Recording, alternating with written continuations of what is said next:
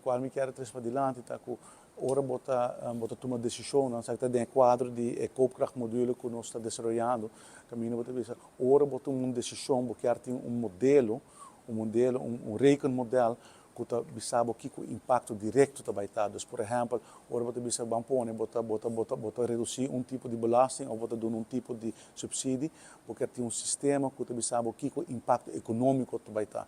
Então, esse aí nós não tem ainda. E sei que nós agora que o begroting wordt aprovar, we tem fundo não, nós também это wordt desenvolver no momento aqui. Pero parte de invoerrechten tá com bota waku tá decisão que bota toma que na final do dia não por obrigar o empresário para ajustar seu preço. E tem se também se antes me tá paga tanto na invoerrechten, ou me tá paga menos do que bota espera tá que o preço está baixa. Assim, o consumidor tem o mesmo preço, etc.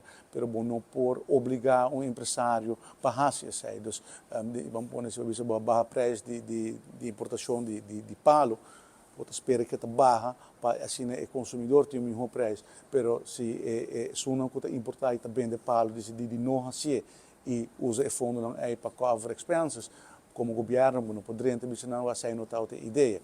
Então, essa aí vamos pôr impacto de tipo de decisão é no tatur, decisão você tem impacto direto, mas bota quer assim que o mecanismo de uma economia livre está trigger aí. Normalmente é assim, não? Então, ora que diferente gente está fazendo a mesma coisa, tem espaço para baixar preço, para por amplia minha base de clientela, na mesa assim, essa é marketwerking, não? Que bota assumir que está funcionando de forma correta.